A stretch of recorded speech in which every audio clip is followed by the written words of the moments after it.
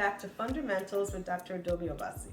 I'm a physician scientist board certified in dermatology and dermatopathology. In this video, we're going to describe the 7 deadly sins of skincare.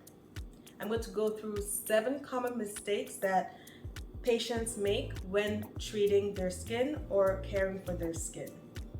So I have this saying that I tell my patients that skin type, skin moisture content, and skin sensitivity must all be addressed to optimize skin health and beauty. In any attempt to get a skincare regimen going for your skin, you have to be able to identify your skin type, meaning are you more of the fair skin patient or the darker skin patient? You have to identify your skin moisture content. Do you tend to be oily or dry or a combination? Or are there certain areas of your face that are oily and other areas being dry? And you have to address your skin sensitivity. If you tend to be sensitive to over-the-counter products, you may have an underlying condition called rosacea. Please check out my video on rosacea where I go into more detail.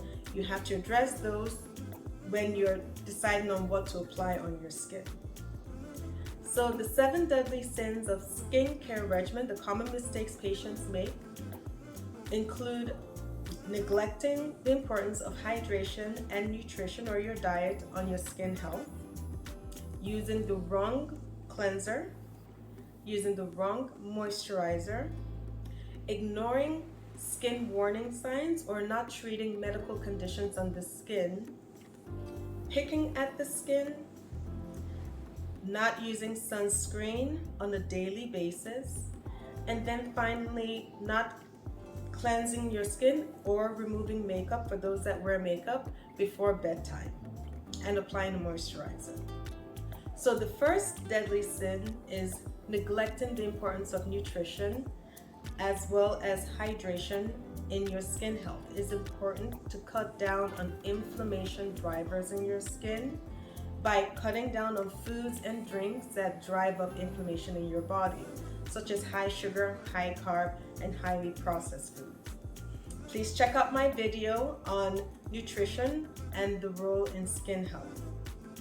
The second deadly sin is not using the right cleanser. So in general, on the market, there are different types of cleansers based on the skin moisture and the skin oiliness. There tends to be foaming cleansers for patients with oily skin and hydrating cleansers or gentle cleansers, sensitive skin cleansers for patients with dry skin. Because patients can have one or the other or sometimes both, I tell patients to pick the right cleanser for their skin. If you're oily, pick a foaming cleanser. If you're dry, pick a hydrating cleanser. And if you're a combination, get both. Get both the foaming and the sensitive skin or hydrating cleanser, because you may need on some days to use a foaming cleanser when your skin is especially oily, and in other days use the hydrating cleanser when your skin is especially dry. In general, I tell patients to open up to the concept of getting the 2 types of cleanser, because there are going to be situations where an oily skin patient, especially if they're on medications to treat a medical condition on their skin of their face that may dry them out, may need to transition to a more hydrating cleanser. So there's no harm in having one of each, that you can use it based on what your skin needs. Or get some of the newer products on the market that address combination skin.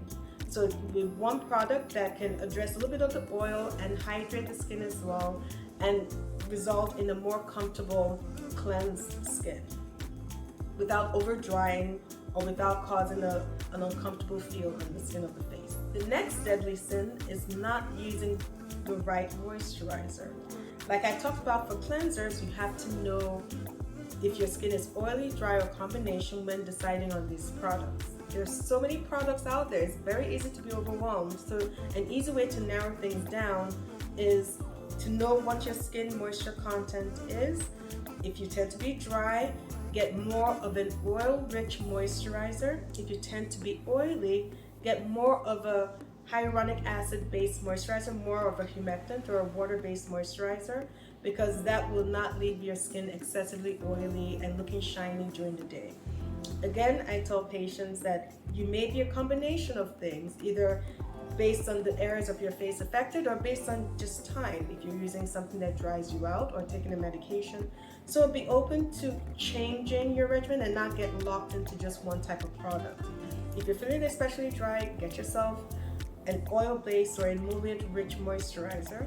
If you feel especially oily, get yourself a water-based moisturizer.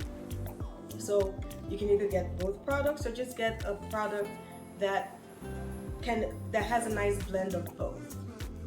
If you're still confused about is your skin type, one way I tell patients to check if they're oily or dry is as soon as they've washed their face in the morning, do they tend to feel tight within a few seconds of washing their face? Or do they start producing oils within a few minutes of washing their face to guide you if you're on the dry side or on the oily side? If you're a combination, like I mentioned, it could be various parts of the face, usually the T-zone that tends to be either dry or oily, and the rest of the face tends to be dry. So you want to know these things so that you can best care for your skin. What may work for my skin as a dry skin patient will not work for someone that is oily skin. So I wouldn't recommend just a broad product that one size fits all. Doesn't work in dermatology. The next deadly sin of skincare is ignoring skin warning signs and not treating medical conditions. You have to see your physician or your dermatologist or healthcare provider to help treat any medical conditions appropriately that you may have on your skin. If you have conditions such as acne, rosacea, hyperpigmentation, you wouldn't want to do things or use products that will aggravate your condition and make it worse, which now causes a vicious cycle of causing blemishes on the face. So you want to treat your skin with a healthcare professional. A dermatologist can best guide you on navigating what products to use at home and prescribing what medications to use to treat your medical conditions on the skin of the face. Very important. Consult a dermatologist to treat the medical condition and also guide you on what products to use at home so you can get the best of both worlds. So the next deadly sin is picking at the skin of the face. Yes, this is a rather gratifying behavior that a lot of patients have, especially those that have conditions such as bumps on the skin of the face from acne, or patients that have a little bit of a anxiety problem and they tend to kind of pick and cause sores on their face called neurotic excoriations. In the first part with the acne patients, picking at the skin is not ideal because you can cause unwanted effects. I always tell patients in clinic that for every action there's an equal and opposite reaction. So when you're picking off the white head on the skin of the bump, understand that you may be pushing as much of that goop that came out into your skin and increasing your risk of discoloration of the skin, blemishes, and scarring of the skin. Some conditions will scar, like acne. However, if you pick at it, you worsen the appearance of the scar, the depth of the scar, and it takes a lot more effort to heal those deeper scars. So I recommend patients to not pick on their skin, whether from anxiety or from wanting to speed up the resolution of an acne bump, and to just use medications prescribed to them or some over-the-counter products that have medications that can help these bumps resolve without mechanical force. So mechanical force, you run into that for every action. There's an equal and opposite reaction that can cause worsening blemishes on the skin and scarring. But if you use what I call chemical force, using medications to seep into the pores and heal the bump, you have less risk of causing these more severe blemishes. The next deadly sin is not using a good quality sunscreen on a daily basis. I tend to recommend mineral sunscreens that contain zinc oxide or titanium dioxide, although those tend to leave a little bit of a whitish cast on the skin. But these physical blockers reflect the sun rays from the skin surface, so it doesn't even get to the skin to cause any DNA damage, as I described in the previous video. I tell my patients that any sunscreen is better than no sunscreen, but you have to find a formulation that your skin will not get irritated by, because excessive sun exposure on the skin of the face can worsen photosensitive conditions such as rosacea and lupus, which is a condition we can talk about later. It can accelerate skin aging. It can wear out the collagen and elastin, as I described in my cheat aging video. It can also darken spots on the skin of the face or on the body. And then finally, it can trigger skin cancer formation from the DNA damage that happens when the sun hits the skin over many years, or if you are exposed to intense sun exposure, even if for a short period of time, such as intense blistering sunburns or the use of tanning beds.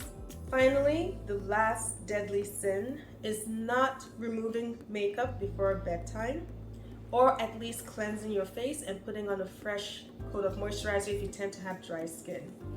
This kind of goes without saying because throughout your day you're exposed to a lot of smog and pollution and allergens and bacteria, viruses that linger in the air from people coughing and walking away, smokers, having some toxins in the environment.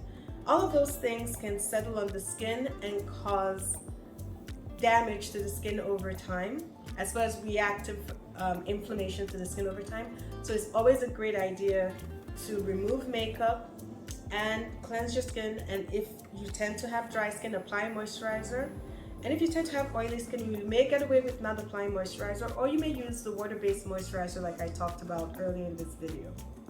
A quick way that I tend to remove full face makeup is just get a face towel. I tend to get the colored face towels because, a white face towel will get stained, and just run some water on it, drop a few drops of oil. It could be a baby or mineral oil type of a product, a few drops on there, and then you can just gently cleanse your face. It tends to take out makeup pretty well, and it tends not to be so cumbersome as with some of the other products, but any product you use is better than no product.